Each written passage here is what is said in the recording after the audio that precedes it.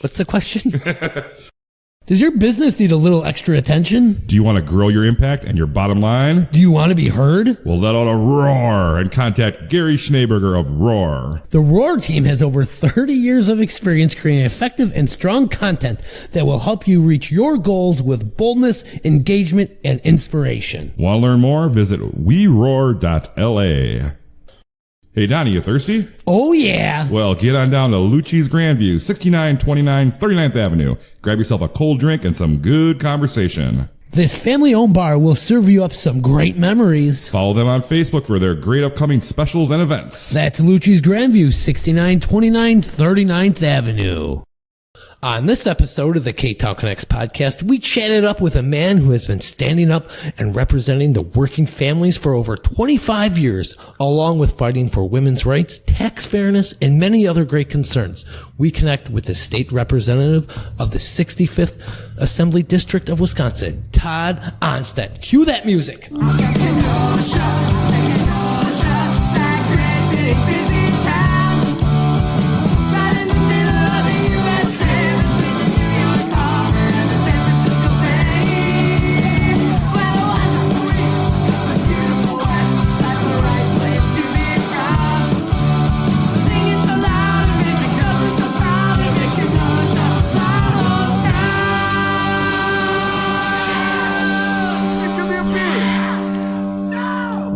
Get me a beer. You got a beer. Oh, you're right. I do. I have this great beer from Public Craft Brewing. Yes, and welcome listeners out there to the Ktown Connects podcast. My name is Jason, and with me is my co-host, Donnie. Hey, everybody. How you doing there, Donnie? I'm doing great for episode 99. Yeah? This is crazy. Ooh. 99 episodes, and what an episode this is going to be. Did you do anything nice, anything cool lately? Yeah. I recently went to one of my favorite spots in Kenosha, Union Park Tavern. I got some of their weekend brunch on Saturday. Are you just saying this because they're a sponsor of the Ktown Connects podcast? No, I was actually there. I went there with my girlfriend, my son, and my friend and his wife and their daughter. You brought your son to a bar? We went in the other room to have brunch. Oh, so you can bring kids in there then. Yeah. It's a great family atmosphere for the brunch. Okay. Now listen to what I got. What'd you get? I got a blueberry flapjack. Okay.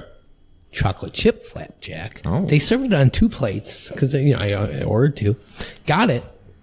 Put one on top of the other. Oh. Got a little side fruit. Put some fruit. It was apples, blueberries, strawberries. Dumped some syrup on it. Fantastic. Wow. You know Angie and Ben. They do great work there at Union Park Tavern. Great food. Oh, my. It was so good.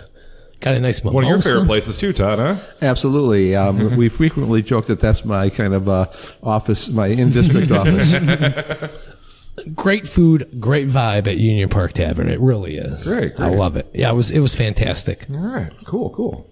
Speaking of fun, what's brewing on this episode of the Ktown Connects podcast? We got some great beers here, courtesy of a Public Craft Brewing Company. Oh, yes. They're located at 628 58th Street, open Tuesdays through Sundays. You can find their full menu at publiccraftbrewing.com. And they're also open for lunch now. Yeah, they got some great food down there. We're drinking a Bits and Pieces Mosaic IPA. Ooh, this is a good beer. Assembled from carefully chosen malt, yeast, and the citrusy tropical wonder that is Mosaic hops. Wow. I didn't understand any of that, but it tastes great. One of the staple beers from Public is available in many grocery stores. It has a 6.1% ABV. Wow. Okay. So not too much, not too little. It's just enough to give you a little kick. Yeah. Yep. So we're going to enjoy some bits and pieces tonight from Public. Thank you, Matt, from Public Craft Brewing Company. Thank you so much. I also want to say, wow, we that theme song, that was a rocker. Thank you, Droppin' Daisies, for our theme song. Can't thank you enough for recording that for us. Right, yeah. Todd, that was a rocker, right? It was. I mean, a song about Kenosha, you can't beat that. You really can't. Yeah. Best theme song in town. Yeah, number 1 on the charts and number 1 in our hearts. Which charts is that? It's the Tod Ohnstad chart. There you go. Wow. We're also, I want to say, we're recording here at Luigi's Pizza Kitchen. You didn't say that? No. Oh, okay. And Luigi's is located at 7531 39th Avenue. They're open Tuesday through Sunday. Give them a call at 262-694-6565. Check out their full menu and order online at luigispizzakenosha.com. And Jason, what do I always say? What do I always say? Order those pizza pies. That's what I always say. Yes, you always say that. Yeah. I mean, who doesn't love a good pizza pie, right? Hey, pizza pie. Especially from Luigi's. Is it a pie when it's cut in squares, though? I'm not sure. Todd, what do you think? Well, pizza pie. It's been a while since I've been to Luigi's, and I have to say that I'm inspired to make sure that I'm here within the next week or two. There we go. But in terms of my favorite pizza pie, my probably go-to place is probably on the north side, the Casa Capri. Unless it's Monday, and of course then I go downtown, for the Monday half-off special. Oh, yes. Kaiser's. Absolutely. We were just at Kaiser's recently. Yes. Had some great pizzas down there. Yeah, Absolutely. I mean, we are really blessed for pizza places in Kenosha. Always have been. Yeah, it's fantastic. So we're here with Tod Ohnstad, a local politician, and we're not going to get too dirty here, but so Todd, you were not born and raised here. You came here to go to Parkside. Nope, that's not true. Oh, I'm sorry. Your Wikipedia Well, page the is second wrong. the second part isn't true. Okay. I was born in Eau Claire. I graduated from Altoona High School, Altoona Public High School in 1970, and I moved to Kenosha. Today is my 49th anniversary of the day that I hired in at American Motors. I came here to work at American Motors. Oh, wow. 49 years ago today, I started working at the Lakefront plant when they needed to put on a second shift of the Gremlin line. Oh. I hired in along with over 1,000 other people and got my first job assignment. And I told you earlier when you asked me what my hardest job was, that was putting in back seats of Gremlins. So what was so hard about putting in those back seats? Try hopping in and out of a Gremlin about 300 or 400 times with a couple of seats and throwing them into the right place with the air gun. We talked to someone that had the same story. Lou, was it? It was Lou from SJ Crystals. He worked there as well, and he had to put the seat cover on? And he was a cover puller. Yes, and that was a very tough physical job. he as did well. not like it. From what he told us. That's why he's selling suits today, and he does a great job at it. Yes, he does. Yeah. So you came here for the job then? Was that the big talk about Wisconsin was to come to Kenosha to work at AMC? I checked at the unemployment office, and at that time there wasn't computers and things. There was a notice on the wall that American Motors was hiring in Kenosha, and I came here, and they were hiring 1,000 people on that particular day. When I came, I spent about 2 weeks kind of waiting for the job, but I was pretty well assured that I was going to be hired. I think that if you had a pulse on that day. And how old were you then? I was 21, 22. Oh, wow. And did you know anybody here in Kenosha? Not a soul. You just came here, huh? I just came here. Wow. I came in on a Greyhound bus. I got dropped off downtown, and it was in the middle of a snowstorm in late January. See, on our Patreon, you said nobody will make a movie about me. This is already movie worthy here. And so I asked the bus driver. I said, "Could you direct me to kind of an inexpensive motel?" And he said, "Well, I don't really know Kenosha, but you can go straight down here, and I know there's a hotel called the Dayton." And so I trudged down with my pack, and they said, "Well, this is not really a hotel for people who are just coming in on the street, but they sent me back to the Plaza Hotel." Oh, okay. Which is actually still there. That's owned by Mark Wistar from House Nutrition. Oh, is it? I didn't realize that. Right? The one right up the block from Public? Yes. Right across from the street from the old Torcaso. Yes. Yes. So that was where I spent my first night. I trudged up the stairs and asked the lady at the desk whether or not they had any rooms. And she said, "No, we don't have any rooms right now, but we will in about 2 hours when the sailors go back to Great Lakes." And I asked her if she could direct me to a place where I might be able to have a beer, and she directed me to Francisco's at the time. Okay. And so that was Francisco's was the first bar that I had a beer in Kenosha. And where was that today? That is, it's on 57th Street. The name will come to me. Okay. And so I probably waited more than 2 hours before I came back, but indeed the sailors had gone back to the Great Lakes, and there was a place for me there. What was your first thoughts of Kenosha when you got off that Greyhound bus? It's a job. It's a place to work. It's a job. My plan was to work here for a winter and go back to Eau Claire, and I just haven't made it home yet. This is in the early 70s?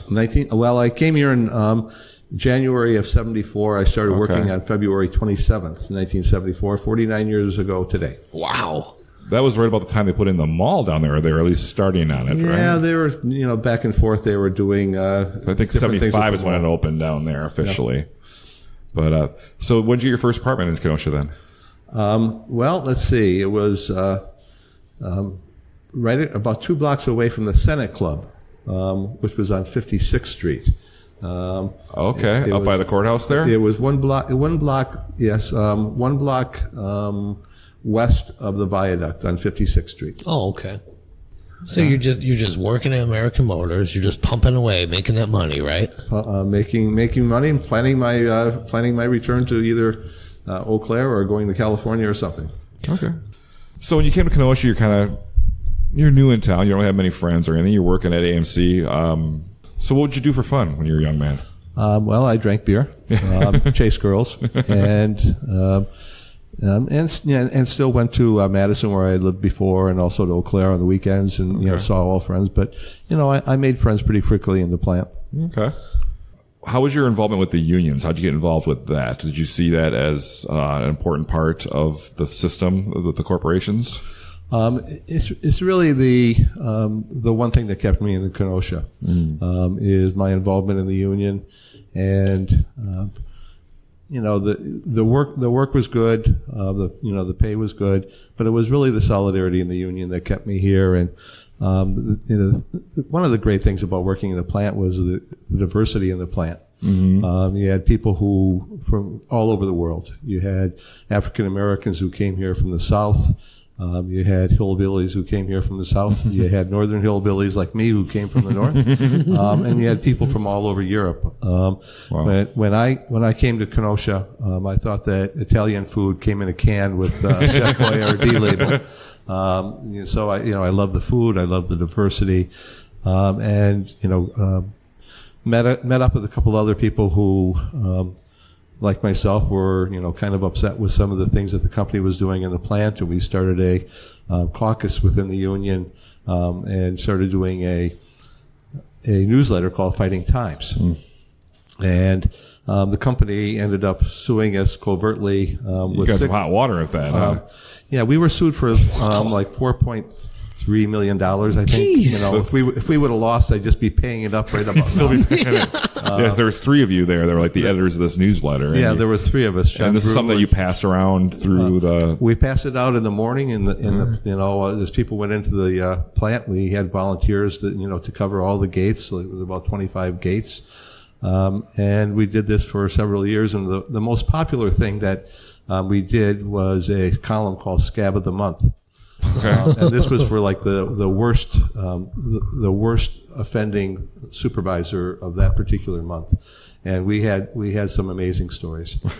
So is that what led you into being? Because you were an alderman before you took on the assemblyman position.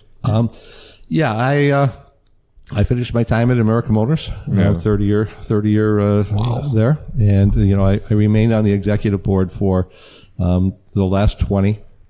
Were you really sad to see it go? Oh, it was awful. Yeah. It was awful, both in 89.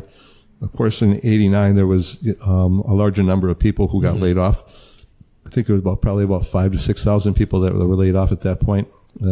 But, we also, we waged a huge battle to keep the plant open.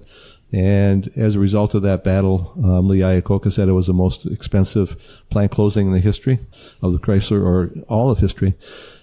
So after you're done at American Motors and all that, you were on the Kenosha Common Council for 6 years?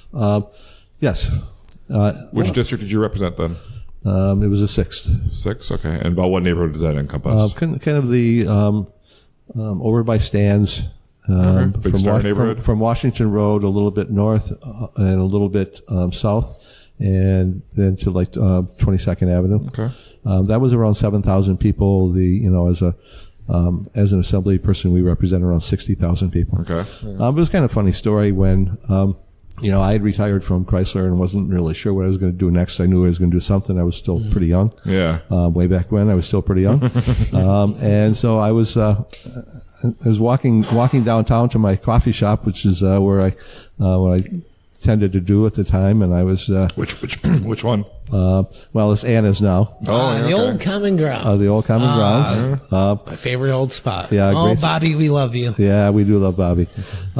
So I'm on my way down, and I thought I'd stop and pay my taxes. So I stopped at City Hall, and they had a big board up on the wall that said that there was an aldermanic election, coming, and I noticed that there was nobody running in my district, that it was an open seat. And there was a friend of mine who I hadn't realized was right behind me. He tapped me on the shoulder, and I was a friend of mine from work. Yeah. He was always a big supporter in the plant, and he said, you going to run for alderman? I said, no, I'm not going to run for alderman.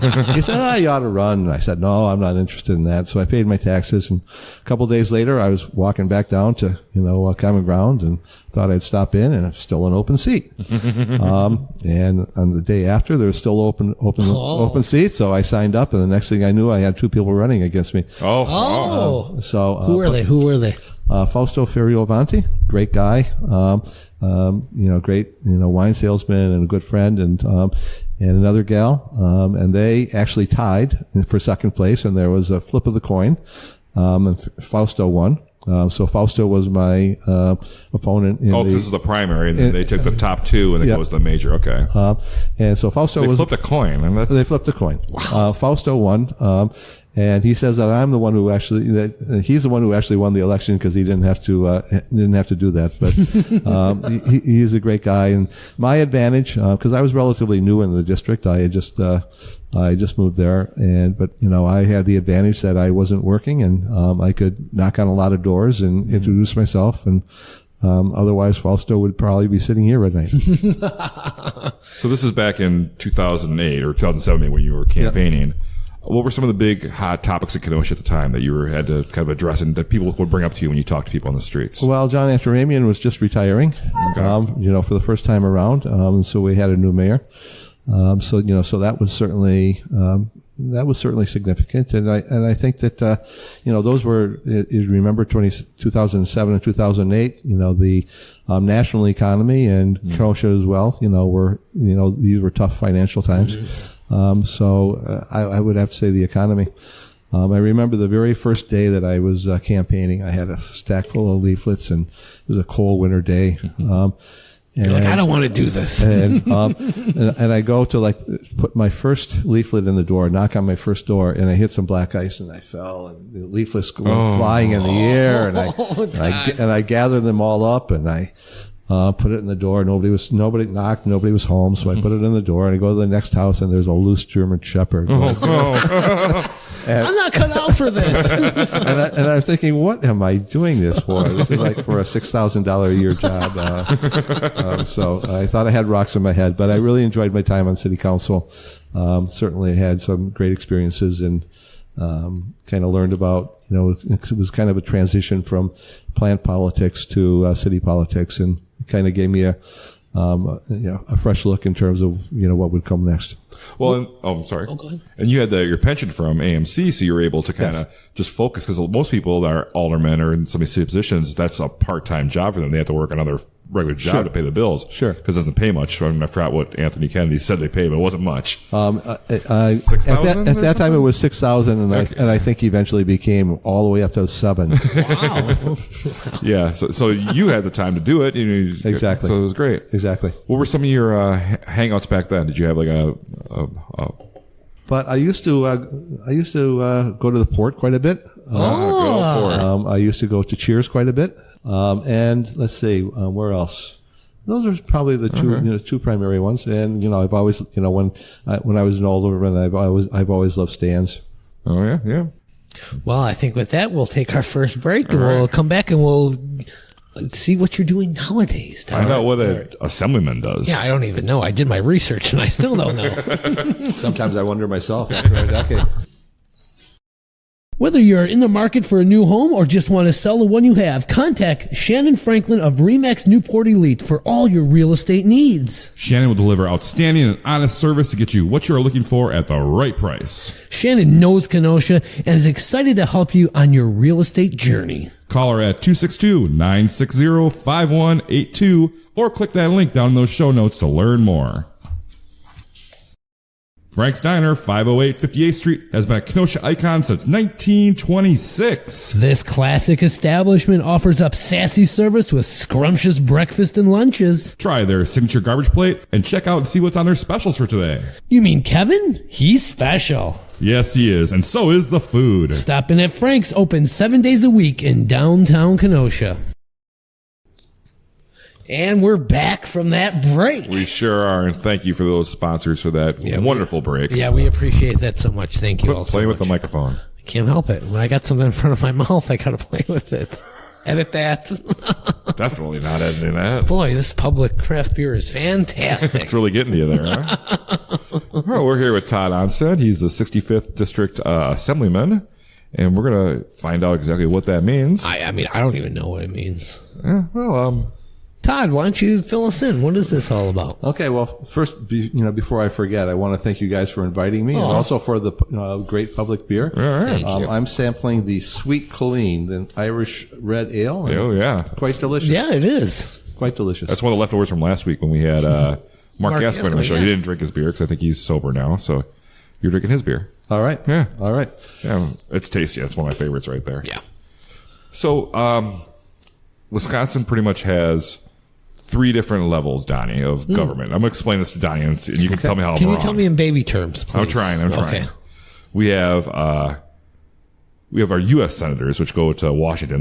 That's Ron Johnson and Tammy Baldwin. But then in the state, in Madison, we have 3 different groups. We have the Congress representatives, who we have Brian Steele. He's ours. And then we have the state senator, who we have Robert Wirch.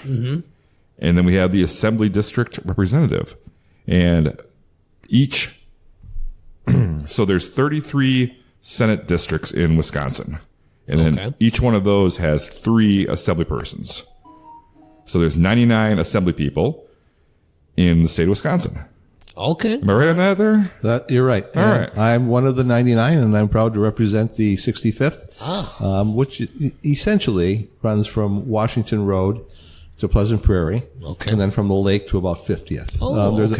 With a couple of minor additions and subtractions along the way. Yeah, we got to get to that part. We got to talk about that a little bit. So, because we can talk about it right now because I've noticed the gerrymandering that's going on, which is the relining of the districts. When you look at these district maps, they like zigzag, go in and out, and take like a little block here and a little piece here. Yeah, that's weird. And I was studying it, and PolitiFact, like a popular website that tends to be pretty honest, they said that Wisconsin's one of the most, if not the very most, gerrymandered state in the nation. Yep. In 2010, when Scott Walker was elected governor, and the legislature became Republican, they switched to Republican, they did an unbelievable job in carving up the existing legislative seats to benefit the Republicans. Now, who does that? Who decides these? Every 10 years, the Constitution calls for a realignment of the state. Okay. And they happen to, at the time, they happened to be in full control of both the legislature and also the executive branch, the governor. So they were able to essentially gerrymander the state, where they have retained control for the last 10 years as a result, I believe, largely a bit because of that gerrymandering. And now, since it's been once again that the legislature has drawn new maps, they say that this is even more gerrymandered than the maps were 10 years ago. Oh man! Wow. So unless this is overturned, it is possible that as a result of the fact that Governor Walker and the Republicans in 2010 took control at the same time, it's possible that if this is not overturned, that we could be looking at a Republican legislature in perpetuity in Wisconsin. Oh man! Well, I mean, no matter what side you're on, it's not fair the way. I mean, I forgot which one. If it's not the 64th or the 66th, one of the other ones that are in our little group here. I mean, Donnie, the diagram that's written, it's like a chunk of Eastern Racine and a chunk of Western Kenosha. What? Put together with like a little line connecting them. That's crazy. And that's the district they figured out. They did a remarkable job in terms of ensuring that they were going to get elected. And the real problem with that lies is that if you are a representative that knows that you're going to get reelected, pretty much no matter what you do or don't do, it's bad for everybody. Yep, yeah, I agree. It's bad for everybody. So consequently, when we know clearly that the people of Wisconsin believe that marijuana should be legalized, at least for medical, if not for recreational. Which they voted on a referendum recently, every part of the state has voted on marijuana. And I've been a supporter of recreational marijuana since I've been in the legislature. I've been a co-author of the bill. Well, you're a kid of the 60s. I'm a kid of the 60s. That's true. That's true. Illinois is doing great with it. Illinois, I read not too long ago that Illinois is bringing in more tax money as a result of marijuana than they are from alcohol. So consequently, representatives don't have to care what their, district really believes, because their district is maybe 65, 70% Republican. So if they lose some votes because of people who, want to smoke pot, they're still going to win. So back to this gerrymandering. I mean, when you think about logically, it should be just boxes, a square, rectangles of districts. And maybe adjusted every 10 years for population changes. Maybe one a little bigger, one a little smaller. What's stopping? Is that because whoever's in control wants to keep control, so they kind of manipulate it? Oh yeah, clearly. So clearly, the Republicans that are in office in Wisconsin and other states that had the ability to draw the maps, which the Constitution gives them that authority. In 2020 as well as 2010, they drew maps that were designed to keep them in power for that next decade.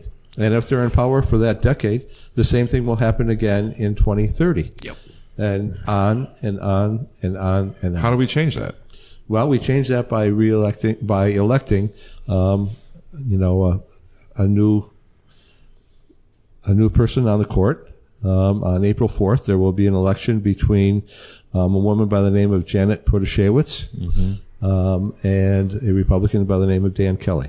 And Janet Protasiewicz is somebody I think that we can be assured that once the issue of gerrymandered seats comes to her, that she's going to vote with the new majority of people who are not controlled by the Republicans. But then aren't the Democrats just kind of work things in their favor then? It's kind of go back and forth? That's one of the problems historically. I mean, it hasn't been strictly Republicans who have been guilty of gerrymandering. In Illinois, they have, Democrats who control the legislature and the governor. They've been guilty of it as well. So what I think that needs to be done is a system similar that they have in Iowa. Where they actually, and we have proposed this, that a body like the Legislative Reference Bureau, which is an independent bipartisan body that works in the Capitol, let them draw the maps. Okay. So we're not the only. The Republicans are not the only ones guilty of it. Yeah. But they are the ones guilty of it in Wisconsin right now. Yeah. Just make a 4-sided square. Yeah. Simple. Yep. All right. Tod, I just want to know, what is the typical day like as a politician? What do you do in a day? How many emails do you get? Well, I have a staff. I have 1.5 people, one full-time person, one half-time person. And my every day is different. Every day is different. We currently are in, we're a lot of activity right now, committee activities. I currently serve on 4 different committees. I'm the ranking Democratic member on Jobs and Economy, and they threw small business on that committee this year as well. So, all the bills that are circulated by members of the Assembly come, that the Speaker wants to be heard will come to that committee. And then I'm also on Ways and Means. And I'm also on State Affairs, which has it's kind of a catch-all committee, but it has to do with all things relating to alcohol and anything else that they want to move through that doesn't have a clear distinction, and also labor and integrated employment. So now, with the Assemblyman, with the committees, there's dozens of committees there. Are you required to be a member of so many committees, or is there a minimum or a maximum? No. Neither way, huh? Neither way. Okay. I think that 4 is probably, kind of a standard number. But you could be on just one if you wanted to, huh?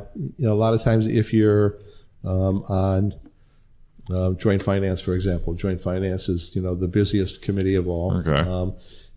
You may not be on a lot of committees other than that. Because it depends on how active that committee is. Yep. Okay, that makes sense. Well, Tod, as a politician, you get praise and you get hate. I want to know what's the craziest hate email you ever got? You got to have one, right? What's the craziest one? I don't really concentrate a lot on my hate mail. All right, I don't concentrate a whole lot on my fan mail. I don't concentrate a lot on my hate mail. See, none stick out of my mind. See, when we get hate mail for the show, we think it's a compliment. Like, wow, we've made it. We got hate mail. Well, then I guess I've made it because I've got hate mail too. But you've probably got so many compliments and emails and texts and stuff. Yeah, we get both. Yeah. A lot of the mail that disagrees with the position I'm taking on something.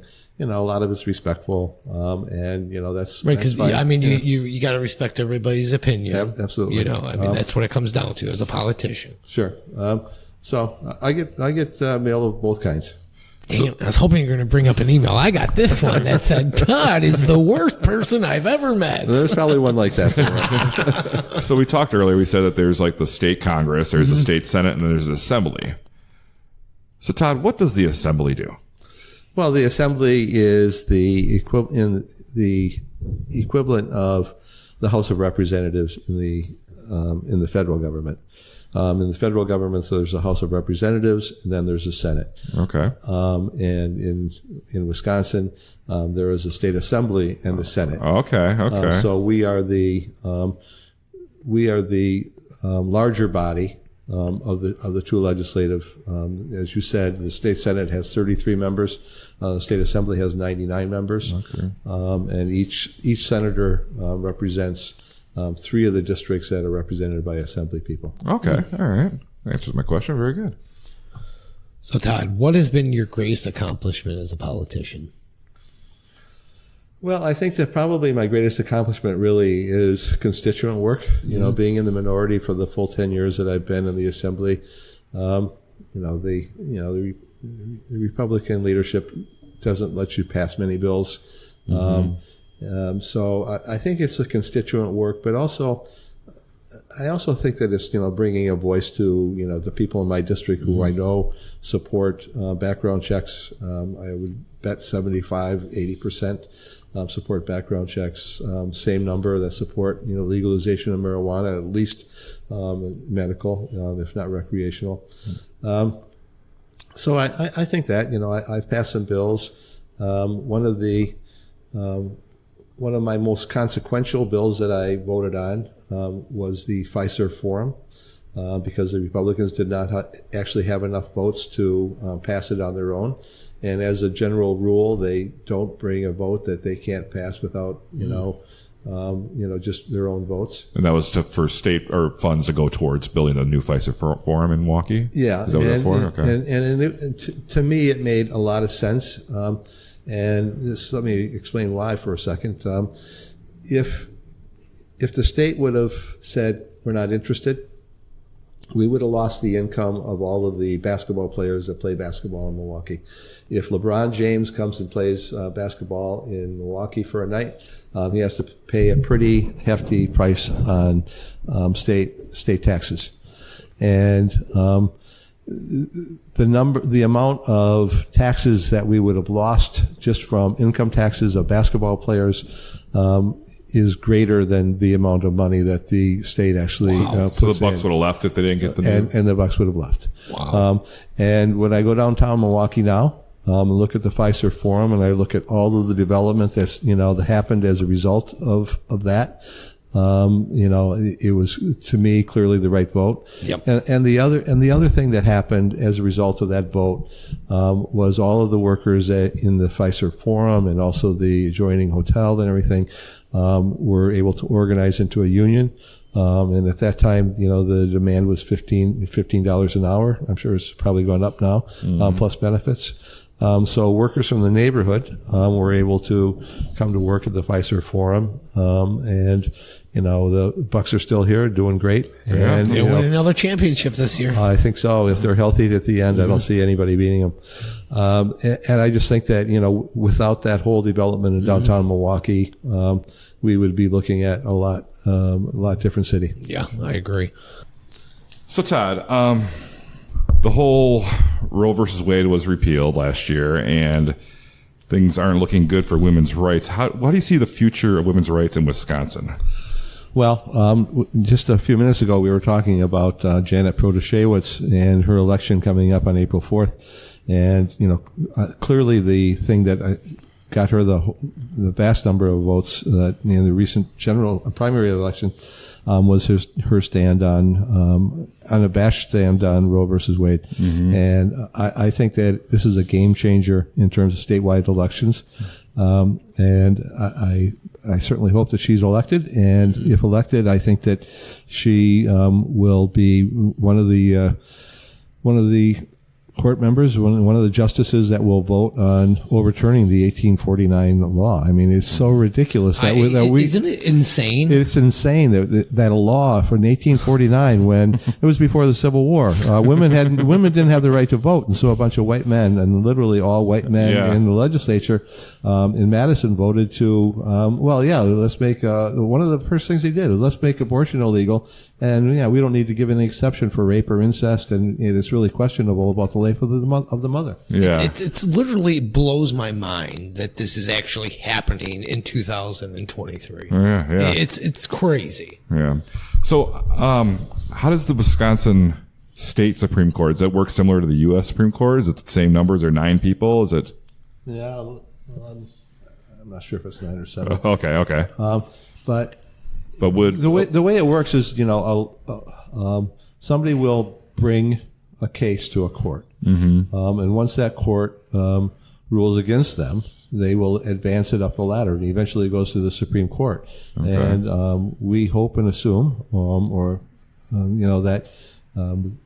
that this law, in terms of the 1849 law that restricts women from having abortions, safe legal abortions, and also gerrymandering worked their way up to the Supreme Court, and that there's a ruling that her election would flip the Supreme Court from being controlled now by supposedly it's not partisan, but in reality it has become partisan, and so this would flip that to a vote that I think that we could be reasonably assured that would support Roe versus Wade. We have to do it. We're going to get it done. I think so. So vote Janet on April 4th for the Wisconsin Supreme Court there. So Todd, how that is if you agree with women's rights. If you hate women, then go ahead and vote for somebody else. Don't listen to this show then. There goes all our audience. Todd, how has politics changed since you got involved? Is it more dirty pool nowadays? Or you just know about the dirty pool, maybe. Well, I've kind of been involved in politics since 68, 69, 70 when I was a high school student. I think I talked earlier on the program. The war in Vietnam was raging. My friends were getting drafted. The civil rights movement was front and center. So I've been kind of involved in politics my whole life, almost. My whole life, whole adult life. Certainly my whole adult life, and my experience in the trade union movement and American Motors and Chrysler for the 30 years, and the leadership of the union there certainly guided a lot of where I am today. Kind of working for working men and women. Representing working men and women both in the plant and then in my neighborhood and the city council, and now the 60,000 people who live in Kenosha that I'm proud to represent. All right.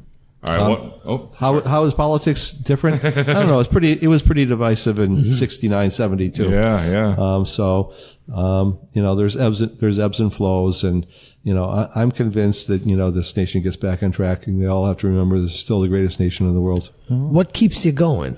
What keeps you going? Coffee in the morning. Coffee in the morning, beer at night. I mean, you probably just see so much and hear so much being in a political game. What makes you just say, I'm just going to give up? No, you can't give up. You're here for the people, right? Every once in a while, you get a chance to do something really good for somebody, and somebody comes up and, said, thanks for what you do. I remember, I was on the student council when I was a senior in high school. And a couple of years after that, a woman came up to me and she said, you probably didn't really notice that this was like a big thing, but it was a really big thing to me when you changed the dress code and let women, wear, slacks instead of having to wear dresses. See? She said it just changed my life. Oh, that's awesome. So every once in a while you get you get those nice stories. You get a chance to do something good. And you're actually making a difference then. Yep. Yeah, I love that. So I got you one last question here. A little over a month ago in early February, Joe Biden was in Madison and he spoke at the Labor's International Union of North America. So I know you were involved with unions. Did you get a chance to be there? Did you meet the president? I did not meet the president on that day. I met the president actually earlier when he was vice president. Oh, okay. When he was at UW Parkside campaigning for Rob Zerban, who ran against Paul Ryan for CD. Did you guys go out for beers? We did not, and I'm disappointed to say that I was one of lots of people who lined up with Joe Biden to get a photograph. I didn't know that they were going to offer me this, but I think I was an alderman then. But I got a picture taken with Joe Biden, and then they never got it back to me. So I don't have it on my wall. No, I had another meeting that day, and that I've been to that Union Hall. It's a great training facility, and I just want to say that the unions in this state are doing an amazing job with apprentices. I did tour Gateway just a couple weeks ago with the governor, and there was a phenomenal program on HVAC that they're doing there. Where kids in high school, guys and gals in high school who want to go into HVAC can start getting credits in their junior and senior year, and people are graduating from high school and that apprenticeship program at the exact same time, and they're walking out of high school with that apprenticeship making $35 an hour. Wow, that's great. That's awesome. Yeah. That's what we need nowadays. I got one last question for you, Todd. Shoot. We've been saying one last question I know. That's okay. You can have two. Any thoughts of maybe running for mayor? No. No? None at all? No, none. I was hoping you were going to break the news here. No, I'm not going to break the news here. You're not the first person who's asked me, but the answer has been the same to everybody who was asked. You don't want that headache, right? I'm an old guy, and I like the job that I'm doing, and as long as I've got the energy to do this and the will to do it, I'll stay with where I am. All right, you know what? I do have one more question for you. I said you could have two. All right, perfect. You love Union Park Tavern. Just give a shout out. Yes, I do love Union Park Tavern. And for all of you who are listening, if I'm not in Madison, chances are you can find me in the afternoon join me at Union Park Tavern for a beer. Might even buy you one. Oh, there we go. All right. Well, what time is it now? It's break time. Let's take that break. All right. Aaron Hunzinger of AHDidIt is a local industrial artist who specializes in lighting creations, custom furniture, and much more. Each piece he creates is a one-of-a-kind, guaranteed to never be duplicated, and is handcrafted with extensive care and imagination. No project is too big or small. For more, find Aaron on social media under AHDidIt. That's all one word. Hey, Jason, do you want even more of Ktown Connects? Oh my gosh, I sure do. Well, sign on to become a Patreon subscriber by clicking the link at KtownConnects.com. Subscriptions start as low as $2 a month. Whoa, what do I get for that? All kinds of great stuff, like our exclusive It Is What It Is series, where we talk about just about anything. And you get each week's episode early, ad-free, and get this, Jason, completely unedited. Whoa. So you get all the juicy stuff just like this. Should Wisconsin legalize it? Yes or no? Will they legalize it, or No, should they? Oh, of course, of course. Will they? And we can talk. Will they? Hopefully in my lifetime, but not. I'm starting to be a little bit pessimistic again, and we can talk about that as Yeah, we'll get into that in the. Okay. in another session. Here's one that might blow your mind. This might be a tough question for you. Okay. Ready for this, Todd? Yes. Favorite salad dressing? Become a Patreon supporter today by finding the quick link at ktownconnects.com. And we're back from that break. Wow, that's loud. Well, it was a loud break. All right. What time is it? It's time for Kenosha Connects. And Kenosha Connects is actually brought to you by Union Park Tavern. We're bringing it up again. Wow. You know, They must be a sponsor of the show or something. well, now they get their proper read. This is what they pay for. Yes. Everything else is just free that we talked about. This is the proper sponsor here. And, Donnie, every Friday you get on down to Union Park Tavern, 4520 8th Avenue, for their famous fish fry. It's famous. Did you know it was voted best in Kenosha for over the last decade? I did know that. But that's not all. What? Union Park Tavern serves up great food every day, including their 9 a.m. weekend brunches. And I was there this past Saturday. It was And- great. What? There's more? They offer plenty of entertainment, live music, trivia night, karaoke night, and, get this, more. More? More. Be sure to check out that fabulous beer garden. Yes. That's Yes, summer's Union Park coming. Tavern, Summer's coming. Best beer garden in 4520 8th town. Avenue, right there on Union Park. That's We- the name. Yeah, we love Union Park Tavern. All right, so we're going to get down to these Kenosha Connects questions. Todd, Ready? favorite local place to see a band? Oh, that would be Union Park Tavern. Oh, Yes. bring it back again. All right, here's this one. What was the last great meal you had in Kenosha? Don't say Union Park Tavern. Say something else. Probably Casa Capri. I love their pizza Yes. along with the salad. You can't hardly beat it. Okay. Where in Kenosha would you recommend someone go for the first date? Union Park Tavern. Well, if you want to be, I think it would probably go back to the Casa Capri. Okay. Good. Favorite Kenosha event?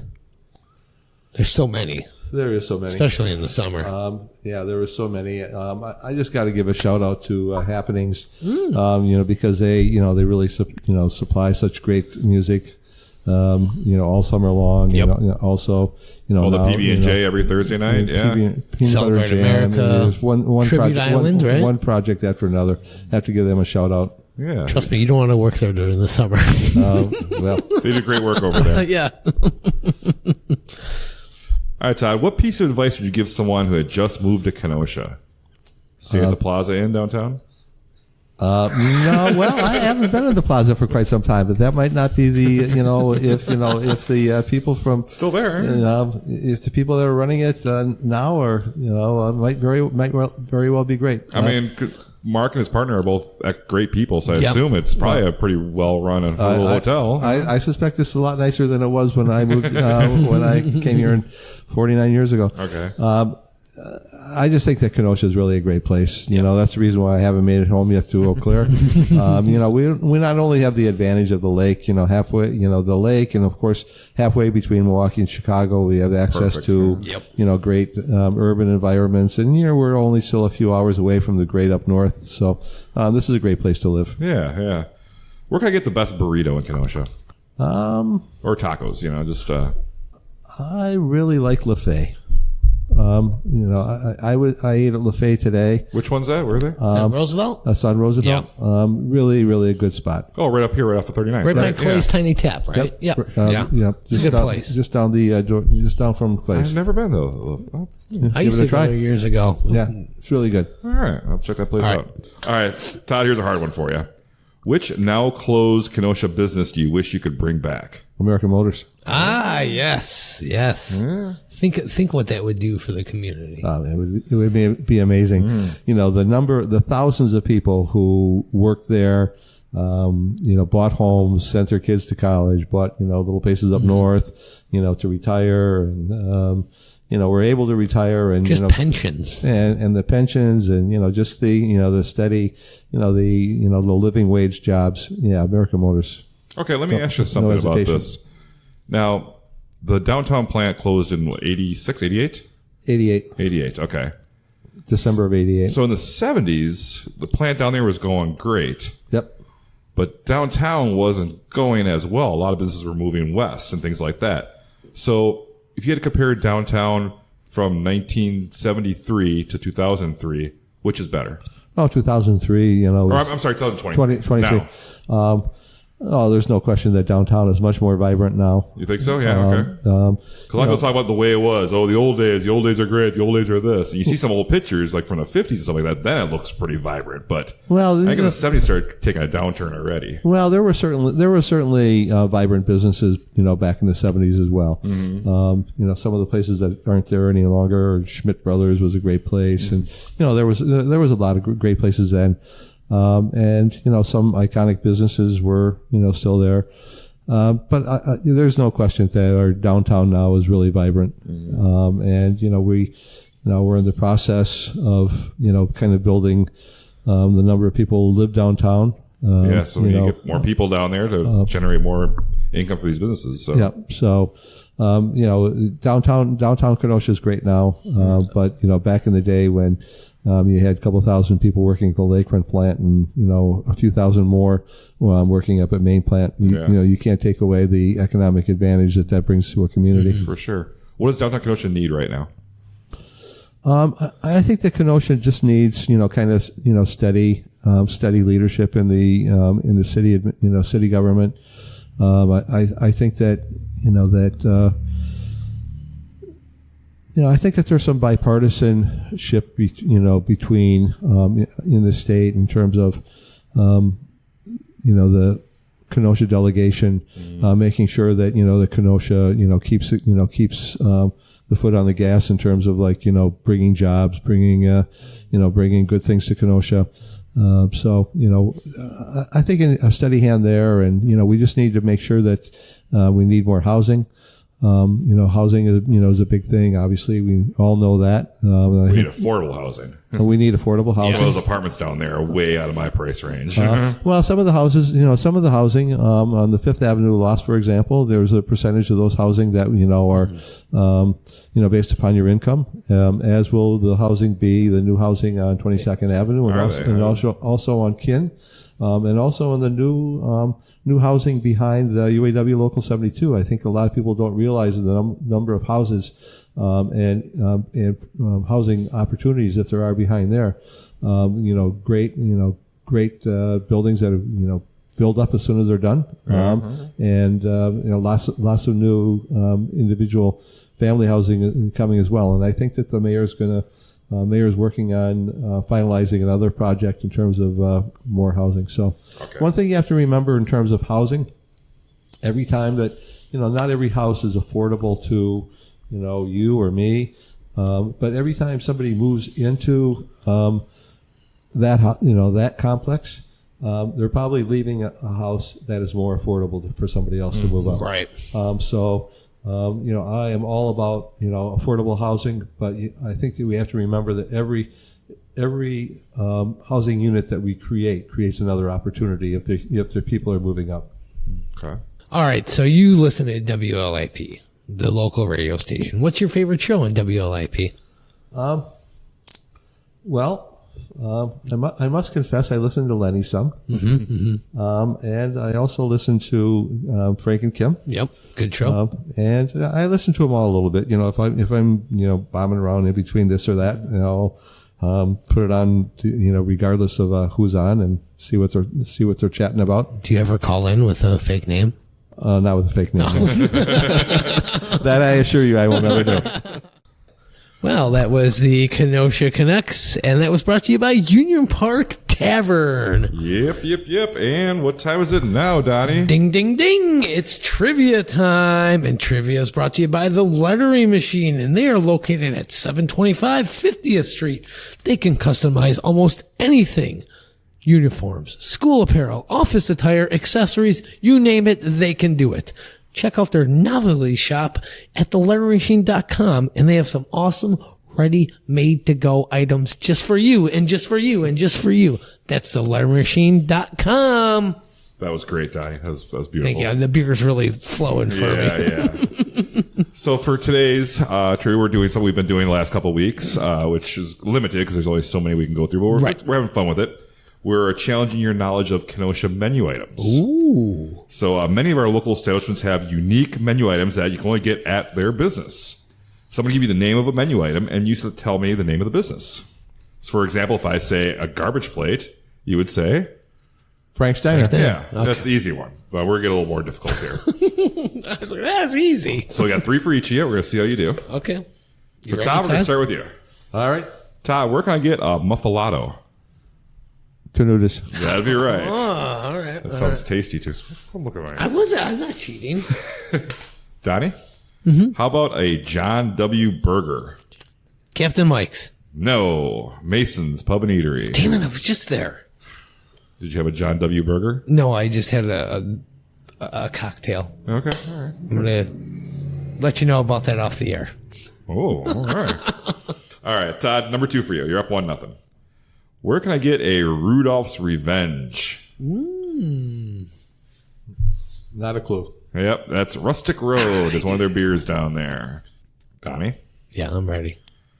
where can I get a double onion bacon cheesecake? Cheesecake? Double onion bacon cheesecake. Century Pub? No, that'd be at the Apis. Oh. You've been there before? You didn't try the no. double onion bacon cheesecake? No, dang it. I think I'd have to try that at least. I'd like to take a bite, not just buy a whole piece. But Yeah, that's intriguing. you ever tried that down at the No, Apis, I Todd? have not. All right, Todd. Third one for you here.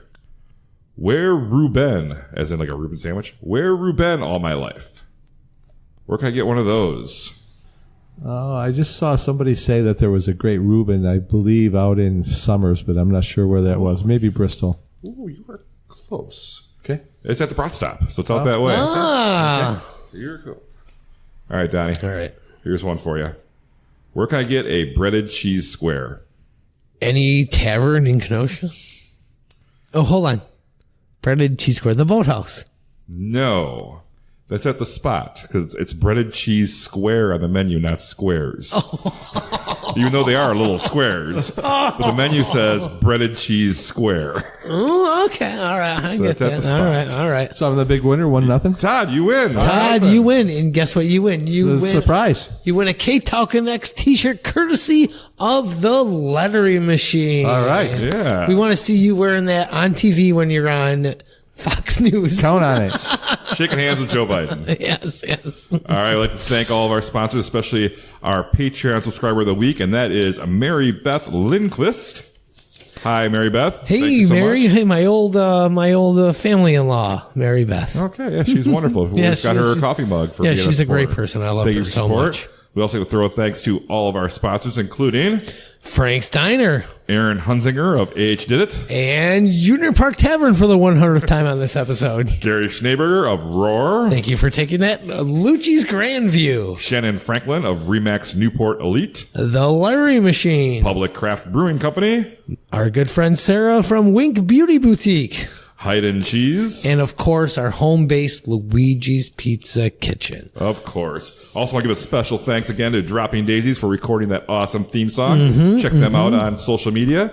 Be sure to follow Ktown Connects on all our social media outlets, Facebook, Instagram, YouTube, and etc. And don't forget to learn more about Tod Ohnstad by going to his website, onstad.assembly.wi.gov. Any other place they can get a hold of you at? What do you? TodOhnstad.com. Go ahead and give me a call, 608-266-0455. And look him up on Facebook. Right there, boom, everything there. Great to be here with you guys tonight. Thanks for having me on. Thanks for being Thank here, you Todd. so It's much, been a Todd. great We night. appreciate it. It was great. And I'm just trying to figure out what are we Don? doing here on this show after what- 99 episodes. This is Todd 99. You are Pretty number amazing. 99. You couldn't have waited one more, so it would have been like the centennial.